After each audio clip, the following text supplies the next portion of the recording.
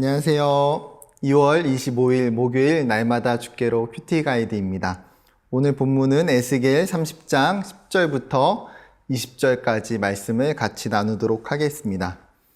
에스겔 33장은 파수꾼의 경고를 통해서 심판을 이야기하고 있습니다.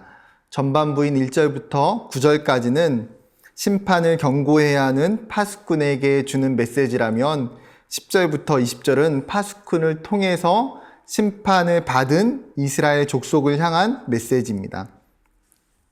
이스라엘은 그들의 죄로 말미암아 하나님의 심판을 받게 됩니다. 수많은 우상 숭배와 악행을 통해서 그들은 하나님의 진노, 하나님의 심판을 받을 수밖에 없는 상황이었습니다. 그렇다면 이스라엘은 하나님의 그 진노로 인해서 심판을 받고 모든 것이 멸망하고 끝나게 될까요? 우리 또한 죄를 저지르고 잘못하게 될 때에 그로 인해서 심판을 받고 멸망당하는 불행한 미래밖에 없는 것일까요? 오늘 본문은 그렇지 않다라고 우리에게 이야기해 주고 있습니다. 오늘 11절에 죄인들을 향해 악인들을 향해서 하나님이 말씀하시는 진심이 담겨져 있습니다. 나의 삶을 두고 맹세하노니 나는 악인이 죽는 것을 기뻐하지 아니하고 악인이 그 길에서 돌이켜 떠나는 것을 기뻐하노라. 하나님의 마음, 하나님의 진심은 심판과 멸망에 있지 않다라는 거예요. 하나님은 악인이라 할지라도 죽는 것을 기뻐하지 아니하시고 오히려 하나님은 그 악인이 자신의 길에서 돌아서서 회개하고 돌이키기를 원하십니다. 그렇게 오늘도 이스라엘을 향해서 이스라엘 족속아 돌이키고 돌이키라. 너희 악한 길에서 떠나라. 어찌 죽고자 하느냐라고 외치고 또 외치시는 거예요. 그렇습니다. 자녀가 잘못을 하고 죄를 지을 때에 그 자녀가 그냥 그 죄로 인해서 망하고 심판받고 죽게 되는 것을 바라는 부모는 아무도 없습니다. 정상적인 부모라면 어떤 마음일까요? 그 자녀가 잘못된 행동에서 돌이키고 떠나서 다시 바른 모습, 올바른 길로 걸어가기를 바라는 거죠. 하물며 육체적인 부모도 이와 같거늘 인간을 창조하시고 보시기에 심히 좋았다 말씀하셨던 기뻐하셨던 그 하나님, 이스라엘 백성들을 특별히 선택하시고 부르시면서 너희는 내 백성이고 내 자녀라고 수없이 말씀하시고 사랑하셨던 하나님도 그와 같지 않을까요?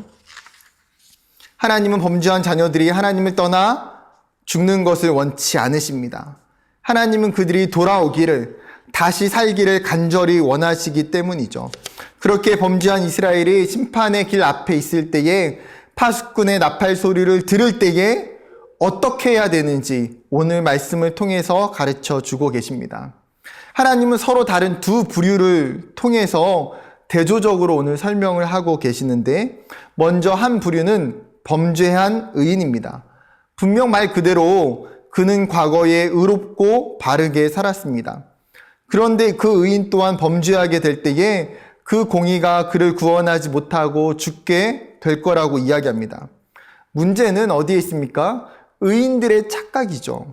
13절과 같이 그의 의로운 행위로 인해서 하나님과 사람들로부터 칭찬을 받고 너는 살리라 라는 이야기를 들었던 사람입니다. 그런데 시간이 지나 그것이 그의 교만이 되고 자만이 되어버리는 거죠. 그는 자신의 공의를 믿고 안전하다, 평안하다 생각할 수 있었을 것 같아요. 그러나 결국은 어떻습니까? 그 교만과 자만으로 인해서 범죄하게 되고 그로 인해서 그가 과거에 했던 모든 의로운 행위와 삶이 하나도 기억되지 않는다라는 거예요. 즉 우리의 의로운 삶과 행위가 현재 나의 죄악과 잘못에 대한 면죄부가 될 수 없다고 분명히 이야기하십니다. 아무리 내가 과거에 착하게 살고 선을 행하고 의로운 행위를 많이 하였다 할지라도 우리가 그 행위로 인해서 구원받는 것이 아니기 때문입니다. 다른 한 부류는 회개한 악인입니다. 그에게는 분명히 죄가 있었습니다. 악한 행위가 있었고 바르지 못한 삶과 모습이 있었습니다. 사람들이 누구나 악인이라고 이야기할 만한 사람입니다.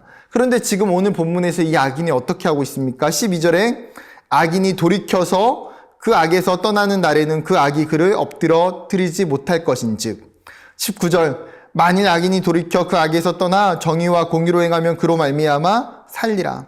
반복되고 있는 단어 돌이켜, 떠나. 오늘 본문에서 가장 많이 나오는 핵심 단어가 있다면 바로 돌이킴입니다. 이 악인은 지금 자신의 행위와 자신의 삶에서 돌이켰다라는 거예요. 오늘 본문에서 말하고 있는 이 돌이킴이란 무엇입니까? 회개이지요. 그가 회개하고 자신의 삶의 방향을 완전히 바꾸었다라고 이야기합니다. 과거에 그가 분명히 죄를 지었다 할지라도 그가 하나님 앞에서 자신이 죄인인 것을 깨닫고 자신의 죄를 정직하게 회개할 때에 오히려 그 악인은 살게 된다라고 이야기합니다. 이것이 기독교 신앙의 신비이고 놀라운 은혜이죠. 그가 죄인이라고 해서 그가 악인이라고 해서 그의 삶에 소망이 없이 끝나는 것이 아닙니다. 그에게 절망적인 종말만 남겨져 있는 것도 아니에요. 절망적인 영적 미래를 바꿀 수 있는 방법, 그것이 오늘 성경은 회개라고 우리에게 가르쳐주고 있습니다. 우리가 잘 아는 누가복음 23장에서 골고다 언덕 가운데 예수님께서 십자가에 달리실 때에 그의 양옆에 두 명의 죄인이 같이 십자가에 달려 있었습니다. 예수님은 죄가 없이 십자가에 달리셨지만 이 두 사람은 큰 죄악으로 인해서 십자가의 형벌을 받았습니다. 그 중에 한 사람이 예수님을 비방하고 조롱하고 예수님을 욕했습니다. 그런데 반대편에 있는 죄수는 그를 꾸짖으며 예수님의 편을 들었습니다. 자신들의 십자가에 죽는 것이 마땅하지만 이 예수님에게는 아무런 죄가 없다고 고백하죠. 그는 죄인이었지만 십자가 위에서 자신의 죄를 깨닫고 예수님을 믿게 되었습니다. 그럴 때 예수님께서 그를 향해서 뭐라고 말씀하십니까? 오늘 내가 나와 함께 낙원에 있으리라. 죄인인 그가 예수님과 함께 천국에 있을 것이다. 그가 영원한 지옥 형벌이 아닌 구원의 은혜를 누리게 될 거라고 말씀해 주시죠. 이처럼 회개는 놀라운 능력이 있습니다. 회개는 참된 은혜를 누리는 통로입니다. 성경은 모든 사람이 죄를 지었다고 이야기합니다. 로마서 3장 23절, 모든 사람이 죄를 범하였음에 하나님의 영광에 이르지 못하더니, 즉 우리 또한 하나님 앞에서 죄인이며 완전하고 깨끗한 사람은 아무도 없다라는 거예요. 그렇기 때문에 우리에게도 회개의 신앙, 돌이킴의 신앙이 우리에게 필요하다는 거죠. 오늘 성경은 이 회개가 단순한 감정적인 반응, 영적인 유턴이라고 이야기하지 않습니다. 회개가 무엇입니까? 자세히 들여다보면 14절, 그가 돌이켜 자기의 죄에서 떠나서. 회개는 말로만 잘못했음을 시인하는 것이 아닙니다. 회개했다는 것은 내가 지었던 그 죄악들, 내가 잘못했던 그 범죄의 자리에서 떠나는 것입니다. 내 안에 있는 죄를 끊어내고 내 죄와 철저하게 단절하는 것, 그것이 회개입니다. 그렇게 회개는 단순한 감정의 변화를 넘어서 확고한 의지와 행동이 수반되는 일이죠. 단순한 말이 아닌 실제적으로 내 삶이 달라져야 하는 일입니다. 두 번째로 회개는 14절에 보게 되면 정의와 공의로 행한다라고 이야기합니다. 지금까지 잘못된 행동과 바르지 못한 죄의 모습을 보였다면 회개는 무엇입니까? 이제는 하나님이 원하시는 모습대로 살아가는 것, 윤리적으로 도덕적으로 바른 행위가 그 안에 일어나게 되는 거예요. 15절에도 보게 되면 저당물을 도로 주며 강탈한 물건을 도로 돌려보낸다라고 이야기합니다. 자기가 잘못했던 그 행동과 자기가 저질렀던 실수를 바르게 고치며 때로는 용서를 빌고 자신의 실수를 갚아야 합니다. 누가복음 19장에 뽕나무 나무 위에 올라갔던 그 삭개오에게 예수님이 찾아가 주시고 만나 주십니다. 그러자 그가 어떻게 반응합니까? 자신의 소유의 절반을 가난한 사람들에게 나눠주고 내가 다른 사람들의 것을 속여서 빼앗은 일이 있으면 그것을 4배나 갚아주겠다고 이야기합니다. 회개한 삭개오 안에 하나님의 정의와 공의가 나타나고 행해지는 모습이죠. 회개는 용기입니다. 내 잘못을 인정하고 그것에 대한 잘못을 구하고 심지어 그것을 갚을 수 있는 모습. 하나님의 정의와 공의가 내 삶에서 작동하는 것, 그것이 회개입니다.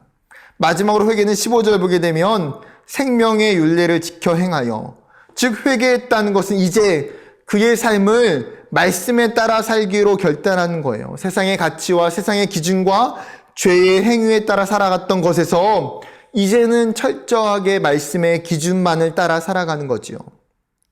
하나님의 말씀에 순종하고 그 말씀에 반응하게 될 때에 우리가 더 이상 죄에 빠지지 않고 죄를 이길 수 있기 때문입니다. 사랑하는 성도 여러분, 오늘 말씀은 단순히 이스라엘을 향한 심판과 회개에 대한 권면이 아닙니다. 오늘날 살아가고 있는 그리스도인들을 향해서, 우리를 향해서 하나님이 말씀하고 계십니다. 내가 교회 다닌다고 해서, 내가 믿음이 있다고 해서 회개를 나와 먼 일로 치부해서는 안 됩니다. 그럴 때 우리 또한 언제라도 범죄하는 의인과 같이 될 수 있기 때문이죠. 하나님께서 오늘 말씀을 통해서 우리에게 가르쳐 주시는 돌이킴, 참된 회개에 대해 온전히 깨닫기를 원합니다. 회개하는 일, 돌이키는 일, 그것이 사는 길입니다. 그것이 믿음의 길입니다. 우리를 살게 하시고 우리를 살리시는 그 하나님의 말씀 앞에 순종하는 저와 여러분 되기를 주님의 이름으로 축복합니다. 감사합니다.